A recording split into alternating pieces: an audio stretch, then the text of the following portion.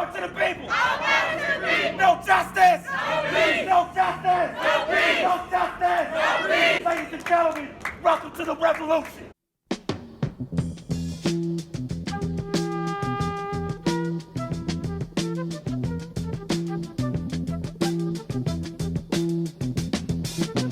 You will not be able to stay home, brother. You will not be able to plug in, turn on, and cop out. You will not be able to lose yourself on Skag and skip out for beer during commercials because the revolution will not be televised. The revolution will not be televised. The revolution will not be brought to you by Xerox in 4 parts without commercial interruptions. The revolution will not show you... Man, what's going on, Berean Talk family? This is another episode of Berean Talk. I am your host, Christian Mosley. And today, man, I got quite a treat for y'all. We have in the building in Areopagus with us today, Mr. Mario B. He is a gentleman that I had the pleasure and honor of meeting. Actually, no, I think it was 2020, actually. Talked to each other, happened to be speaking up at the market house after all the stuff had gone down. And this gentleman has been very active in the community. He has quite the resume. He is currently, I believe, the vice chair for Latinos United for Progress. Also, the Revolutionary Co-working Board of Directors, and a host of other things. I could go on and on and on. E.E. Smith School alumni, also a graduate with 2 degrees, one in peace, war, I think it's peace and war. Peace, war, and defense, yep. Peace, war, and defense, and the other one is in communications. That's right. So, and then you're currently in law school, correct? Absolutely, yeah. We gotta rep the Eagle Pride. Yeah, absolutely. There you go. University, yep. All right. So first of all, thank you so much once again for coming on the show today. How are you feeling? How's everything going for you? Excellent. There's always plenty of work to do throughout the week here in Fayetteville, and that kind of work is life-giving for me. So just trying to stay busy, just like yourself, my friend. I mean, that's what it's going to take around here to get things moving and get things improved. Is folks like you and myself just putting in the work. Absolutely. So one of the things that, for our audience to know, a lot of the things, I know a lot of you guys, some of you guys that watch the show, you're not from Fayetteville, so some of this won't make sense. However, a lot of our conversation will be centered around things that are even happening around the nation that do affect us here in Fayetteville. So it's important to note that we're going to be having a very in-depth conversation with a very in-depth individual. And let's just get right into it. So being that you are campaigning as a city council, or campaigning to get a city council seat for District 3 here in Fayetteville, North Carolina. So, and being that we are talking about politics, my first question for you is, what is your political background? Is politics something that you grew up in? Is it something you got involved more recently? And then even with running, is this the first time you run for political office? For sure.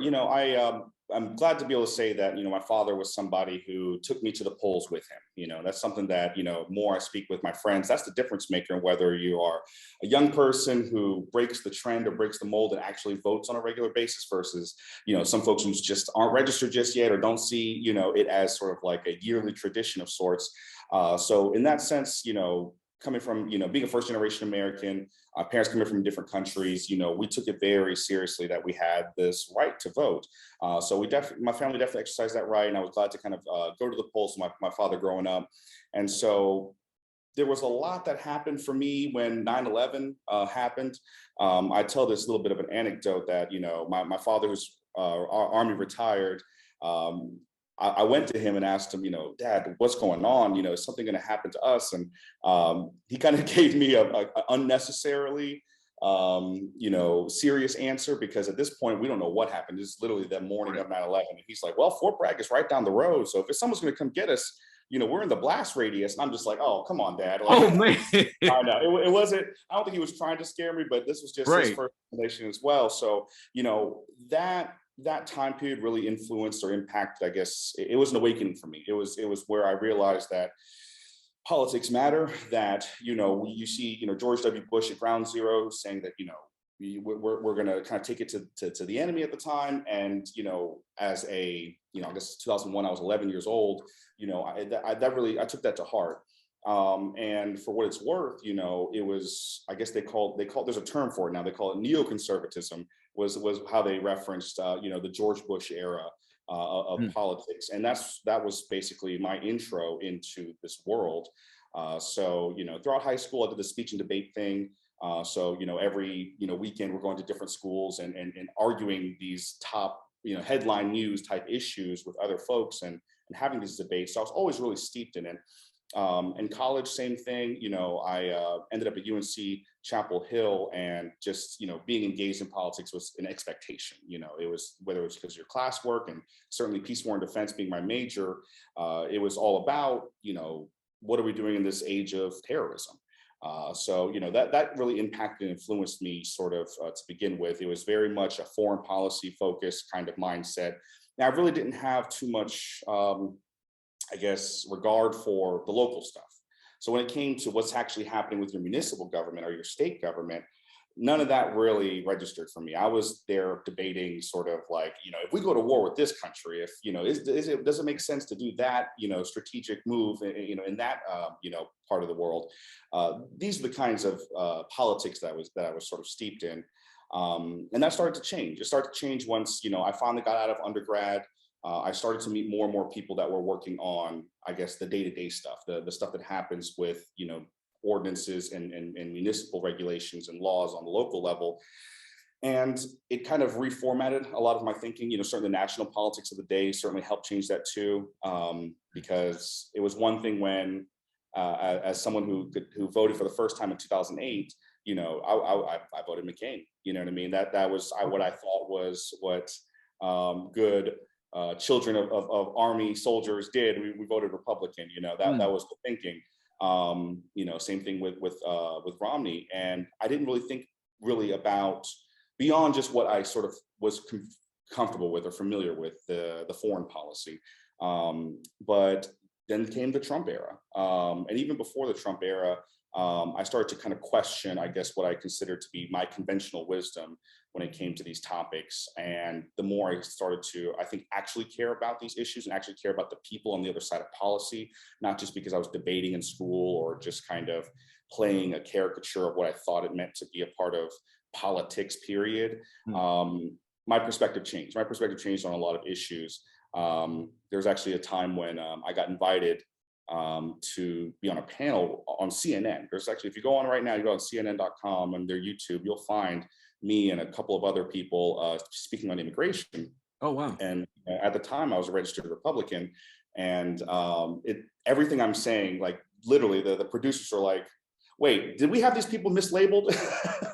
Because it was coming at a time where I was recognizing that, yeah, a lot of this fear mongering that, you hear from, the conservatives, just, it doesn't jive with what I actually think. So, it started with me kind of coming to a point where I was under the belief, and I think I still am, that, people inside the parties define the parties, not the other way around. Right. People who make up these organizations, whatever it is, whether it's politically based or not, it's you are the ones who define the party. And so I thought that I could change the definition at the time, which started on, which I tried to kind of put my money where my mouth is, try to walk the walk a bit. We started a chapter of the Young Republicans here in Cumberland County. Oh, okay. And myself and a number of folks, and they hated us. the state party, Really? the federation, they absolutely hated us. Well, because we weren't towing the line. We weren't the cheerleaders that they wanted all of these individual chapters to be. We questioned heavily anything that the Trump administration was doing. And it was one of those things where I was like, and you're hearing it from registered Republicans, that a lot of these things that this guy's up to are just no good. So, it's definitely been a shift, and I met a lot of interesting people in the Young Republicans throughout the state. Let's be honest, Christian, like people our age aren't that involved. And so when you do find people who get engaged and get involved, like they're like diamonds, you know what I mean? You find a needle in the haystack. And so a lot of them, I really thought like, hey, we're coming from the same generation, we're the same age.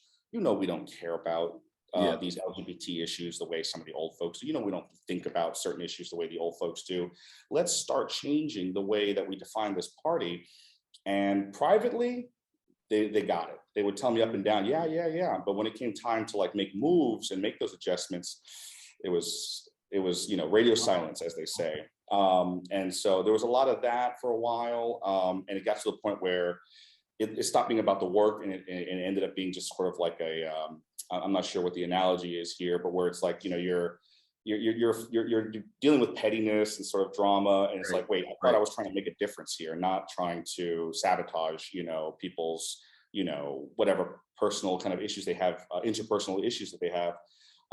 So I kind of stopped trying to bang my head against the wall. I thought that I was going to be Spartacus, and I was just going to stand up, and everyone else would be like, I am Spartacus too. And we're all just going to kind of change the way that, that party is defined. But unfortunately, I've realized that, good time and good effort is a precious thing. You don't want to waste your time spinning your wheels. And so then I made a change to the Democratic Party about, summer of last year. Oh, wow. Okay. But at the same time, though, people can look at the time with the Young Republicans. You can look me up, my Facebook posts, from before that. My values have never changed. My positions on these issues never changed. And no one can really say like, oh, Mario threw us for a loop because he said one thing and now he changed to another. No, I said the things that they didn't want to hear and they hated before it. And so I just kind of learned, I guess, when it comes to getting involved in politics and staying involved in politics, time and resources are a fleeting, thing, especially at our age where we're both trying to be young professionals and do as much as we can in our own lives to grow. Right. That the time that we can spare on doing for others and giving back to the community and engaging in politics, it has to always be productive work. If you're busy spending time just fending off, naysayers and the haters, as they say, then you're not getting work done. You're just kind of, I don't know. And some people like that. There's some people who are retired and got nothing better to do than to play those types of games. But for me, it was definitely an evolution that I went through from just thinking that, hey, Army family, you're a Republican. That's just all it meant. And I didn't think about it harder than that. And as I started to actually kind of go deeper and think about these issues, I realized that, hey, maybe, what I have labeled myself as isn't the whole truth. And so as I kind of learn more about these issues, I readily identify myself as progressive when it comes to the way I think and engage. My ideology, is much more in line with that label if we have to put one on it. But a lot of the issues that are going on, it's going to take a lot of different mindsets, and some of it, again, the idea about progressivism is that it takes time to get us there. Whether or not you get there in a year or in 10 years, that matters, and that's a factor in all of this. And let's be honest, it took me 10 years to get to where I'm at now. 15 years. My gosh, I don't even know how old I am anymore. Okay. So with all of that being said, you're kind of talking about that political background you have, and basically that from the time that you were much younger, this isn't a territory that's unfamiliar to you. So this is something that you've been kind of, in a way, gearing up to in terms of getting involved, not only in the streets, shall we say, or in, smaller organizations, but now you're talking about running for an actual elected political position here in the city. So what was it, I guess, that was the defining moment for you here that made you say, yes, I'm doing what I need to do on the outside, but now I need to get involved on the inside? What made you want to escalate that? No, for sure. It was a number of things that got me. There was never just like one eureka moment. As you said, just my Bildungsroman, my story coming up from a child was very much like, it looks like I'm training for the Olympics. It looks like I've been training for this for a minute. But I put a lot of barriers on myself in being able to be in this position. I took forever to get out of undergrad. Like, I'm proud of my 2 degrees, because my joke is that I got my doctorate in undergraduate studies because it took me like 8 years to get out of there for those 4-year degrees. So, I was just a young kid who was focused on the wrong things in a lot of ways, and had a lot of growing up to do. So as much as I was interested in these topics, I wasn't there, matured wise, to be able to like make those steps. And I started to take things more seriously, like I said, as I got older, you know, and without a doubt, you know, my time as a law student, you know, deciding to get to a point where I could finally achieve that dream of being an attorney, I had to get done with undergrad. And one of the moments that I can still recall is thinking about at the time, you know, Trump was president, he instituted the Muslim ban, as they called it. And, you know, I heard these stories of these attorneys who literally just dropped everything they had, went to the nearest airport and just started helping people who were dealing with like not being able to get home or getting back to their families. And I just knew in that moment, it's like, man, like if I would have graduated on time, I could have been in a position where I could have been one of those people to help. And so I kind of like, you know, was kind of like not beating myself up about it, but it was just like another example of like where I should be at this point to be able to do as much help and as much good as I can. So, you know, finally got my act together. We finally got into law school. And it's just kind of been, you know, gearing up ever since then. Very specifically for this city council race, you know, we had a city council member who decided last summer not to run again. And that city council member then decided to resign abruptly. So, you know, but even hearing about that summer before the resignation that she was not, that Councilmember Waddell was not running again, I knew that we're at a critical time in our community. And that a lot of people our age, bro, like they're 1 foot out the door when it comes to Fayetteville. You know, I see it all the time when people are like not even looking for jobs in Fayetteville because one, they either don't exist because, you know, the education that we have, the experience we have, or they exist, but if I drive 1 hour away to Raleigh, I'm getting paid double the money. And so I don't want Fayetteville to like lose any more time. I already feel like we're a decade behind when it comes to similarly sized cities in North Carolina. Okay. And so the same way I feel like a little bit of anxiety about the time I kind of lost taking so much time at Chapel Hill with undergrad stuff and feeling a little bit of like anxiety about like, come on, we got to get stuff done. There's no time like the present. Hearing that, you know, the seat was going to become, you know, wide open, as they say, I went ahead and got my wheels turning, you know, that summer. I always knew that I was going to probably be interested in municipal government, but the point of me taking this plunge this summer, this election, really just happened because, you know, there's no more time to waste. You know what I mean? We could always say next year, 2 years from now. I mean, I had plenty of people who told me, Mario, go make some money. Go be an attorney, leave Fayetteville, and, you know, come back, you know, with a war chest, you know. But I would like for my campaign to also show other people in this community that like you don't need to do it that way. And you can do it that way. A lot of people do it that way. They wait till they're retired and then they try and give back and do their time. But I don't think that's the only way. And this is kind of a big part of this campaign, is to show people like, you know, it really is going to take people like Christian and myself to step up and take the reins. Because if we don't, we're going to have more of the status quo that has not gotten Fayetteville very far in all this time. Okay, absolutely, and I definitely agree with you on that there is a time that, yeah, we're definitely in where it's pivotal that we need to do some things very differently, or if we keep doing what we're doing, it could have some very catastrophic effects. And so you kind of led into something that I wanted to ask you about, which is when we're talking about, you know, things going on in Fayetteville, and then of course with your district in particular, District 3, which has some very famous or infamous areas here in the city of Fayetteville. You're talking about, you know, the Murchison Road corridor, Shaw Road. Shout out to the Shaw Road boys, and so I believe Westover as well is also included in that district. So what are your connections even to that district? What made you want to run for that district in particular? Yeah, I think Westover might be on DJ Hare's side of things. Okay. But it's like right there, a split on Mercerville, where I get one side and he gets the other. But yeah, I mean, I grew up here. I grew up in District 3 my entire life. My family, we went from Fort Bragg. You know, my father retired when I was a year old. I was born in Korea. We came to Fort Bragg when I was a year old, and he retired. So I didn't do the bouncing around a lot of military brats do.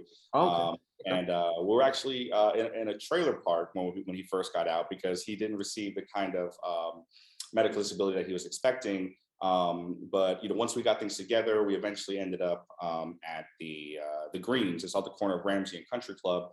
And that's where I grew up my entire life.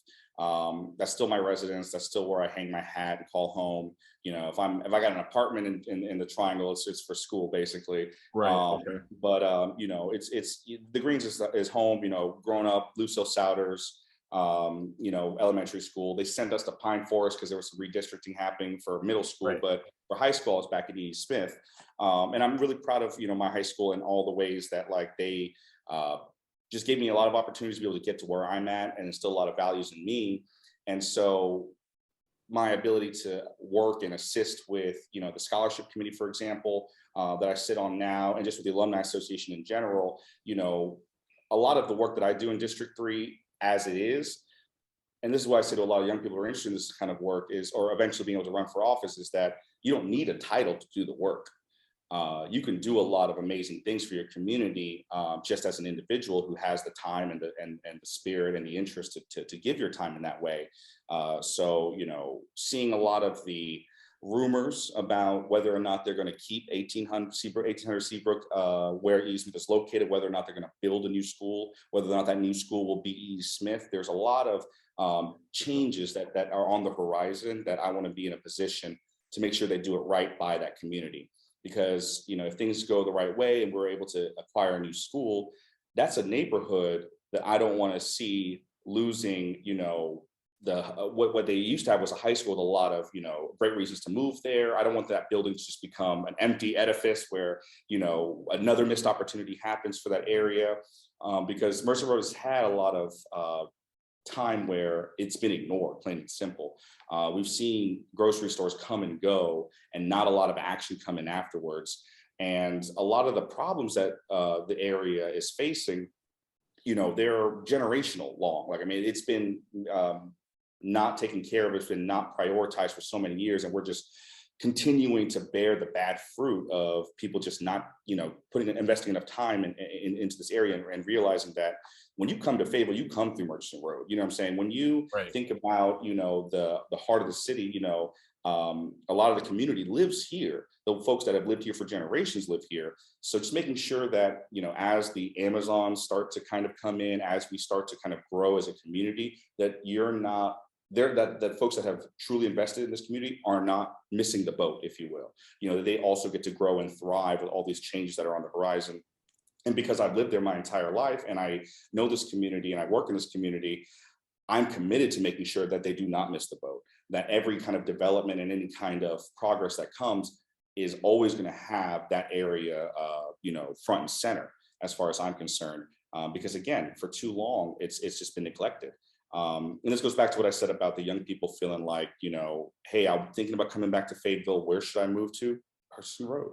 When it comes to like, you know, I want to buy a home, you know, where is a good place to kind of get in, you know, an investment in early, get in on the ground floor, as they say. District 3, like this is the kind of way I want people to start looking at Mercer Road. And that's something that I don't hear any other candidates really talking in that way, because most of the candidates that are running in my district haven't lived here very long. You know, like some of them have just changed their address just to run because it's a convenient open district. And of course, we've got some folks that have lived here for a while, but they live on the kind of looks like a butterfly, the district. And so they live on the Santa Fe Yadkin area, which is great. I think, you know, that's an area of the city that I look forward to getting to know more. But when it comes to sort of where the more populous portion of District 3 is, you know, that's my community. Those are my people. And I recognize that, like, it varies. It goes from the Country Club North Hills down to, you know, Waddell and some of these other communities. There's some gaps in the income levels. Shaw Mill Road area too. And a lot of that area isn't incorporated into the city, you know, but why is that? Because they don't want to take on, you know, that what they consider to be, you know, not taxable, you know, homes. But just what is that mentality? That's literally people looking at this without any pride or respect for these parts of our city. They're looking at it as just dollars and cents. And that's a problem. You know, I think that there's a lot of missed opportunities in developing this area simply because people haven't had love for the area like they should. And really just taking it beyond just what you can do as a legislator. You know, I want to be a community leader like I have been and continue to be, just with some extra tools at my disposal. Because there's so much work that needs to be done that 2 years in office, 4 years in office, the powers of the city council aren't going to be enough. So it's really just going to be about me continuing to show that this is like my pride and joy to be able to do this kind of work. So, you know, that's why I in particular feel like District 3 was always going to be my home where I'd want to do this. I don't care if every other city council person just dropped out and there's going to be an easy seat for me to take if I just move my address. Like, I wouldn't want it that way. You know, it's not about power. It's about really taking care of a community that took care of me to begin with. So that's why I'm, you know, so committed. Okay, absolutely. Love that answer. Love that answer. So you had kind of mentioned something very interesting a little bit earlier, and there's a question I wanted to ask you because this has been definitely all the buzz around the city, which is Councilwoman Tisha Waddell's resignation. So my question for you is, so what are your thoughts on the resignation and even some of the allegations that were made in that the resignation letter that was made public? What are your thoughts on that? And what are your thoughts?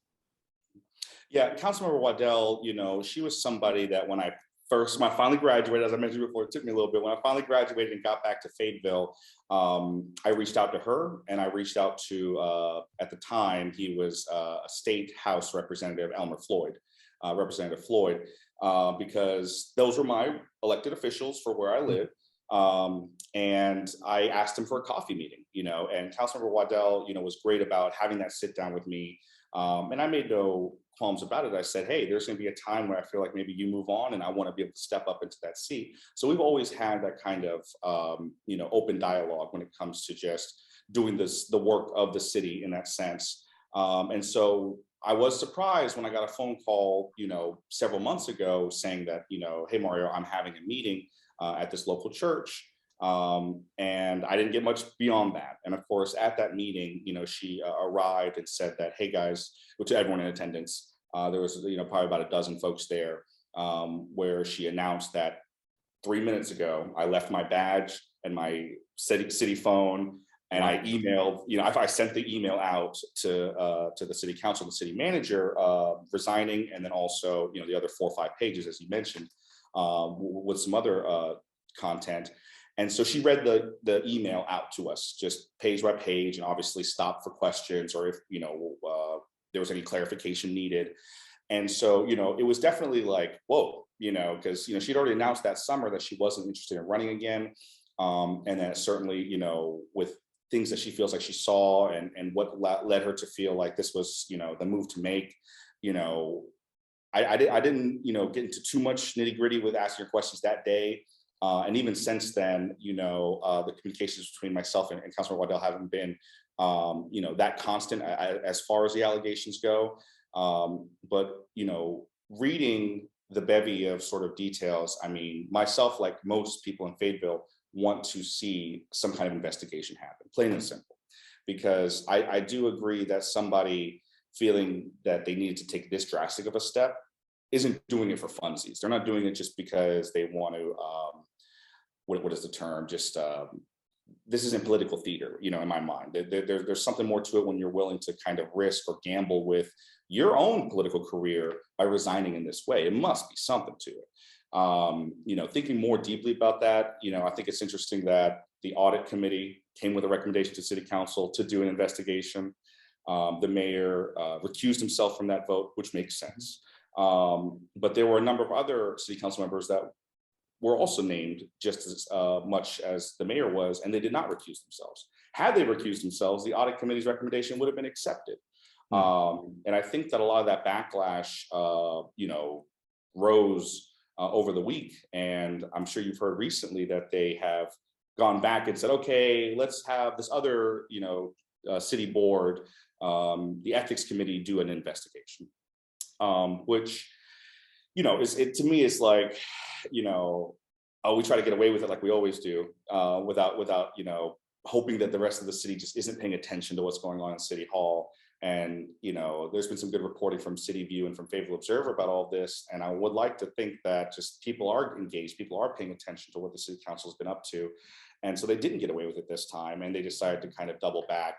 So I'm definitely looking forward to hearing more about exactly, you know, what went on, not just when it comes to the PwC deal, but I'm coming from a place where there is a gigantic gigantic parking deck that was built downtown that was promised to have a hotel and all these other things. And those investors have just vanished, So I'm coming from that perspective of like, the city has shown that they've made bad deals, and that they really haven't held themselves accountable for these bad deals. And now you have a council member leaving on a note saying, hey, there were some more crazy things happening when it comes to their negotiating and their deals. I think it's worthy of an investigation. You know what I mean? And so the people of Fayetteville, I think, have made it known that they are paying attention, that they are not going to just let the city council sort of continue on with business as usual. And that's why I'm looking forward to like my campaign just kind of being the next step in that. A lot of the city council folks, they make the decisions behind closed doors amongst themselves, and then they put on a show when it comes to when the cameras are on. And that's a trend that I think that has been damaging at the end of the day for the city of Fayetteville, because it makes it look like, hey, there's nothing to see here. Don't pay attention to the man behind the curtain, as Wizard of Oz would say. And that's not what real governance is. That's not what real leadership is. And then trying to say that you're above being investigated or beyond these allegations, but then the mayor doesn't show up for a meeting, and then all of a sudden people kind of got brave enough to say, okay, let's send it to the ethics committee. It just almost, because they say this too, that sometimes it's not what you did wrong, it's the cover up, and that's kind of how I feel about this. Like, if there is allegations made, let the investigation happen, and then you don't got to worry about it. But I think that the actions they've taken are just as sus as the allegations that were initially made, and they're not really doing themselves any favors, kind of going back and forth on whether they're going to allow an investigation. So I'm looking forward to seeing the results of that. We shall see. I mean, I'm just as tuned in as you are about it. We'll hopefully find out before election day. Absolutely. Yeah, because it does, as you said, it's not so much about about it being wrong or anything oblivious, but it's definitely the cover up. I know we had another situation recently where the allegations for employment malpractice, so to speak, brought against Police Chief Gina Hawkins. And those allegations had been dismissed, but they were done under a closed committee. So there were definitely some suspicions raised about that amongst citizens and even other candidates. Not necessarily, the allegations being true, of course, these are alleged, but the fact that the government seems to be taking on this pattern of, when things seem to not look like they have integrity, to shut the public out and then say that they will deal with it on their own. Well, and that's business as usual in Fayetteville. When people talk about old Fayetteville and sort of like the way politics is run in this large city that still operates like a small town, this is what we're talking about. There's a handful of wealthy folks that kind of prop up a lot of these city council members, and their number one priority is just to kind of keep the sludge moving and not really make much progress in the form of, development if it doesn't make them the most money at the end of the day. We have an interesting, I talk about this all the time, we have an interesting economy in Fayetteville because of Fort Bragg. We love the fact that Fort Bragg is there. There's a lot of innovation that comes there that, is hopefully going to kind of become a part of, GIs ending up in Fayetteville and taking their expertise and keeping it here in this community. But the tough thing is that you have this artificial buoying of economy, because let's just say, for example, when the pandemic happened and a lot of people lost their jobs in the service industry, they had to shut things down. You know whose paycheck didn't stop? The GIs, the paychecks. So you have this, all this money that has the rent matching what the BAH is. And you have the people who actually live in this community who can't compete with the steady federal government paycheck, or the BAH levels of money free for rent. And the city government loves that dynamic. Why do they love that dynamic? Well, because a lot of these folks who are spending money from Fort Bragg into Fayetteville don't consider Fayetteville their home. They're here for 2 to 5 years. They're registered to vote elsewhere. They're young and they aren't as ready to be engaged with politics, because that's just true of any subsection of the population at a certain age. So you get all this essentially money that isn't that you never have to be held accountable for. It's not like people are going to kind of get up and move, because they're always going to be basically they have to be here. They have to be here. They have to spend money here. Whereas the rest of the city isn't getting the kind of development because basically the city government can say, hey, looking around, it looks like the houses are filled up and it looks like, money's being spent, but they're not realizing that that money is only coming from one source. And in fact, the people who live here are struggling to get by. And they're not being paid much, they're not giving much attention, unfortunately, like they should be. Okay, absolutely. That is definitely a concern. So that kind of even leads into some of the other things I wanted to discuss with you. So, ladies and gentlemen, of course, we're moving into the next part of the show, and we're going to have some questions on policy, because we here at Berean Talk, of course, we go back. We're like the Bereans. We make sure things are true, and we're concerned about views and opinions on things, but we're also about what are the solutions. What are the solutions to a lot of the issues? I think we're living in an age, especially of, it's cool to be the soup of the day is being woke on the internet, or being able to come with the newest, latest, greatest secret information, or even just talking about problems in a pseudo profound way. But there seems to be a lack of viable solutions with a realistic action plan. And of course, with you running for a political office, that means that you have fresh ideas that you want to bring to the city council, in order to affect change in a way that we haven't really been seeing it in the way we should. So one of my first questions for you is, we know that crime in Fayetteville, especially in the case of homicides, is hitting some all-time highs, compared to the last few decades, if we could put it that way. And it's becoming a really big concern for a lot of residents. We're seeing a lot more crimes of what people would call crimes of survival, such as theft and even rises in assaults. So what would be, your plan to kind of enact change on that level, with helping to reduce the crime rate here in the city of Fayetteville? Yeah, to put it simply, improving public safety is my number one campaign priority. And we do that, again, just one sentence, by not becoming over-reliant on a single city department. And that's the problem right now, is that at the end of the day, all these issues that we're facing in our communities that, like you said, are leading to violent crimes, at the end, the police department is not going to, we're not gonna be able to police our way out of this, is essentially my point. So there needs to be a lot more effort taken into basically discussing, why is it that when, Christian and Mario are dealing with conflict, or Christian and Mario are trying to get by in this community, we don't turn to weapons and violence, and therefore, why do other people that are, the same demographics as you and I in other parts of the city having to do so? And so I really do think that, like most crime, it does come down to poverty.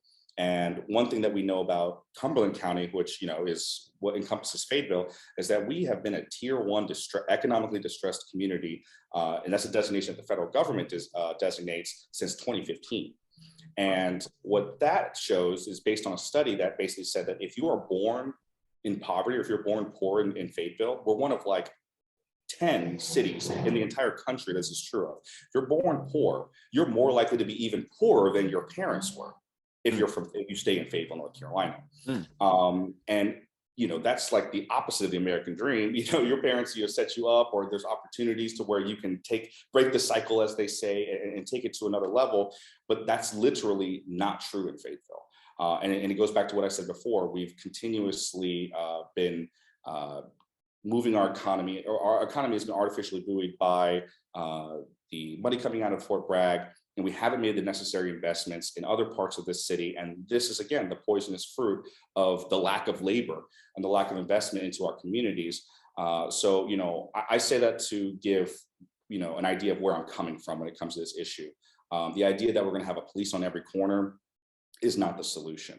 The city council recently tried, or not, I'm not saying try, I think that they've already earmarked the money and have already passed legislation to position cameras in poor neighborhoods so that they can track all the license plate numbers that are coming in and out, which their logic for me doesn't make sense because, you go to these wealthier neighborhoods, there's not a cop on every corner. They don't have cameras over there. What's the difference between that community and another community? Really, it's the level of poverty. So now you have folks that, if they're caught up because of their license, driver's license expired, things that, happen to really literally anybody are now kind of being over policed to a point where you're getting them caught up in the system. Now they're losing their job. Now, they can't take care of their kids. And all of a sudden they're making decisions that lead them down an antisocial path because they can't do it the right way, because instead of spending all that money on cameras to try and get people caught up, you could have been spending it on trying to get these people out of this situation. We know that COVID exacerbated all these issues and multiplied them by 10 because, people literally, even if they wanted to work or were working, couldn't work.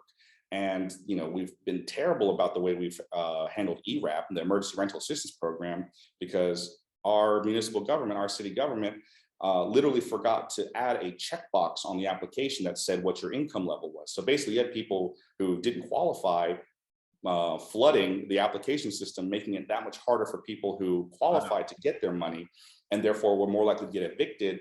And, last they had a report on it, there were still 500 applications from July that haven't been processed. And that if you were to jump in, before they closed it in January, you would have had 3,000 people in front of you. Now, what do you think all these people are going to do when they don't have a home? And, they're getting caught up in some situations. It's just going to exacerbate the problems. And, it's not an excuse, but I think it's the reality of the situation that poverty is the root of a lot of this antisocial behavior. And that when we, address that first and foremost, you're going to see the reductions that we want to see when it comes to violent crime.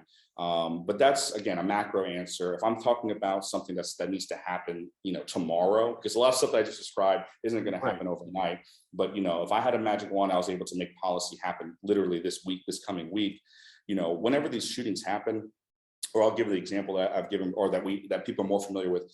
If you're in a high school or if you're in college and there is a death from one of the students, there's an immediate reaction from the administration where we'll have grief counselors available. We'll have experts that kind of come in and try and be available for people who've been impacted by this death.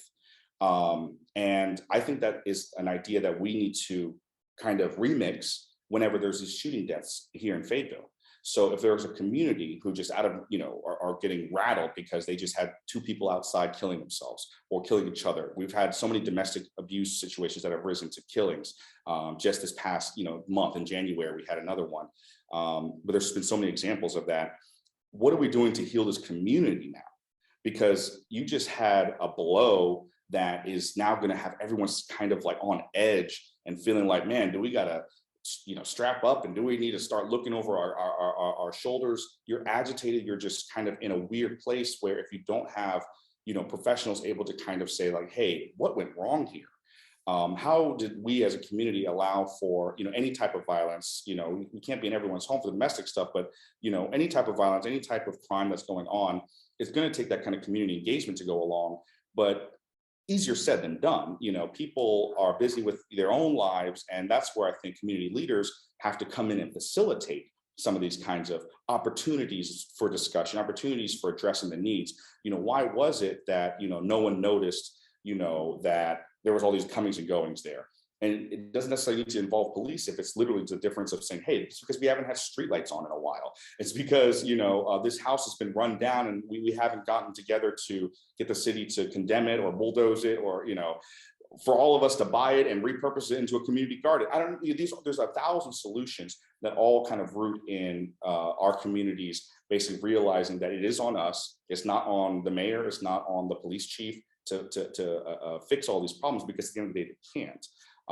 Not really anyways, not for a long time, because the worst thing that we could do in response to a lot of this stuff is to think that we're going to arrest our way out of it, because all you're doing is putting more people in a system that this punitive justice system that we have is not going to produce somebody on the other side that's going to just not do that kind of stuff again. You're taking a parent out of the home. You've got kids now that are going to look at that as just like, well, I guess this is the trajectory of my life. And I'm saying that we can go in 1,000 different directions, but I think conceptually, it is going to take community engagement on the short term to respond, rapid response when it comes to all these things, not to prevent these crimes, but to prevent the next time it ever happening. What are the conditions that we allow to foment where this kind of violence is the norm? And what are we doing to stop it? If people had these jobs, would they need to sling? If people had something to lose, whether it was a career, whether it was being able to provide their family, would they need to feel like, oh man, I got disrespected, I need to do something about it? Like that, I get disrespected all the time. But I know what I want to accomplish and opportunities that I would be losing if I acted the way, in a more violent way that I never even consider it.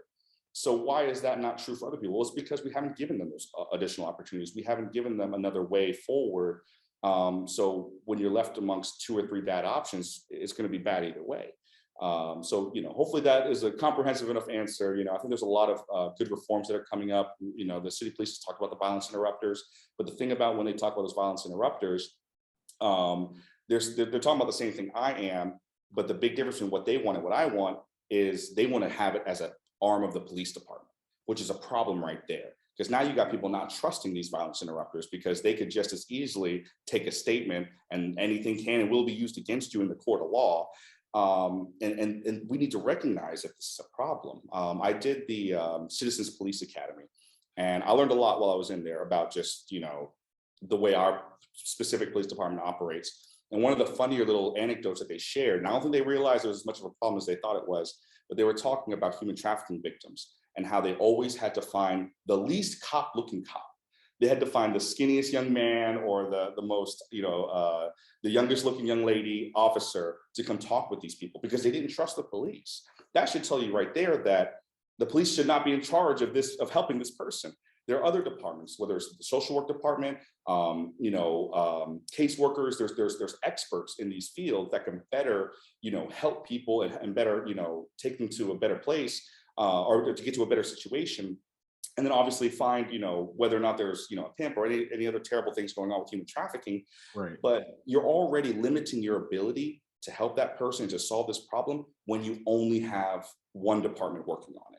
And it's like when you only have a hammer, everything starts to look like a nail, that old saying. There's more work that needs to be done in a multifaceted way. But if we just rely on a single department to do everything, you're going to be just right where we're at, wondering why the police can't fix everything. Well, because they never could. Absolutely. I mean, I couldn't agree with you more. That I will say that, kind of in preparation and after finding out that you were running, so I definitely took a dive into your campaign website, and I saw something on there that definitely piqued my interest because it's not something that you see. It's something that you're seeing more of now. But everybody doesn't really have a tangible plan for this. And I know under the tab where you were kind of discussing your plans for crime reduction, you talked about restorative justice practices. And so my question is, because so with that question is along coupled with this other one, because I wanted to ask you about, your plans to improve or help improve the economy here in Fayetteville, as well as the employment options. So number one, I guess my question is, what is restorative justice to you? Like, what does that mean to you? So that's a term that's used a lot now because it's, considered a buzzword, political buzzword, but everybody has a lot of different definitions for that. So what would that mean for you? Yeah, no, I can't believe I didn't use the buzzword in what I just described. I talked about kind of like that community engagement. No, I mean, restorative justice practices generally, you can think about it as the biggest difference between our current justice system, which is all about punitive punishment, right? The idea is that, you did something wrong, you broke the law, and we are going to put you in jail. And, whether or not putting someone in jail actually, whatever harm you did to your community that put you in jail, is you just sitting in jail actually repairing that harm? Are you any better equipped to not engage in that behavior again by just being in jail, period? We hear all the time that people get worse in there. They learn how to be even worse criminals in jail.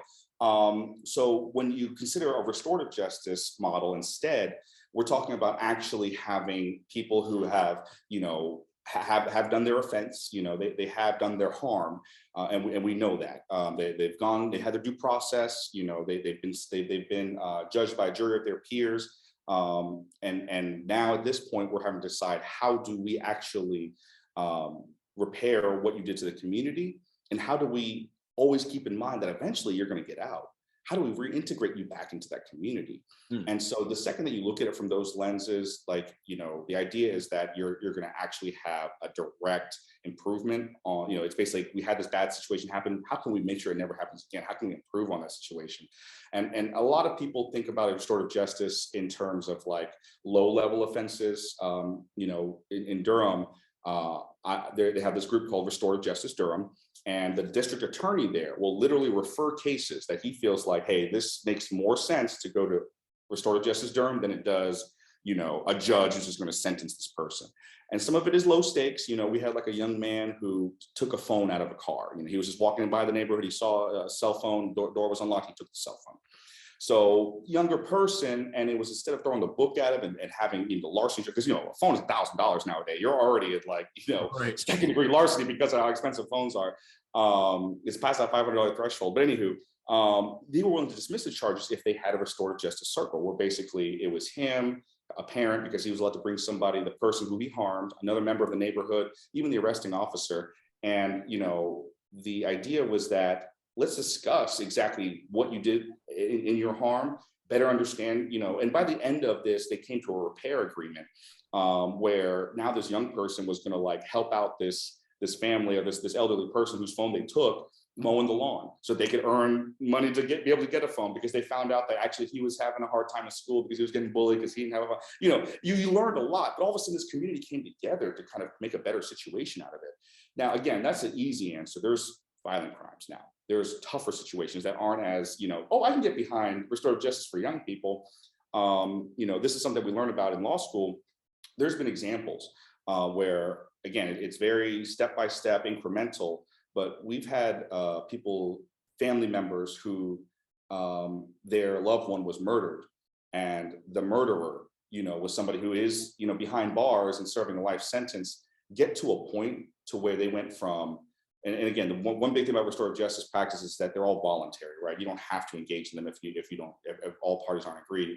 But they went from doing letter writing about how you know this incident made each party feel, and it all ended up in a basic conference between a killer and the victim's family. And I couldn't tell you how incredible that kind of and this is all, you know, documentary.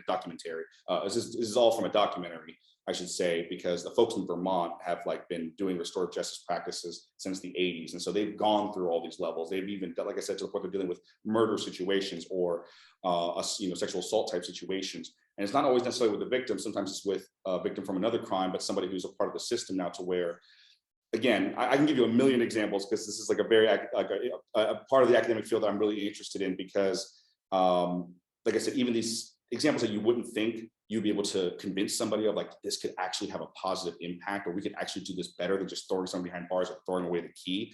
That's what restorative justice is all about. It's making sure that someone who's done harm actually does repair the harm that they did to the community. And we, as a community, recognize that he is still a part of this community, and we need to not just throw them away. How do we safely and effectively reintegrate them to the community once they've done their time or whatever it is? So, you know, like I said, I can give you a dozen more examples that go into like every detail about how it happened, but conceptually that's what it is. And I think that's the direction that we need to go. We don't have our RJ Durham here in Fayetteville. You know, so the same young man who just got caught up doing the wrong thing, who would 1,000% be better served if he just went through a restorative justice circle like that. And it's not, you know, and again, there's other components to it. You know, it's not just like, you know, he got away with everything. You know, there's other requirements that are involved. But what a better outcome, you know, because the alternative is now he's got a record. Now he's never going to be able to get a job. Now he's never going to be able to go to college. Now, what are you kind of damning this, you know, again, we said before, person born, you know, below the poverty level becoming even more poor than their parents. You know, it's because we've got, unfortunately, like a one-dimensional sort of thinking here in Fayetteville. It's really behind the times, to say the least. We still haven't had the same number of people that would push the ball forward sticking around and holding the city accountable for stuff. And we're trying to change that. You know, we've got a lot of demonstrators, we've got a lot of activists that are starting to crop up now, and letting everyone in this city who thinks that they're in charge know that we're coming, we're here, and we're not going anywhere. We actually have a lot of people who are saying we're committed to this community, and we're not going to leave it in your hands to just waste the potential and honestly do the harm that you've done to this community over all these years. Because I gotta imagine, I got no stats, I don't know personally, but I bet you there's a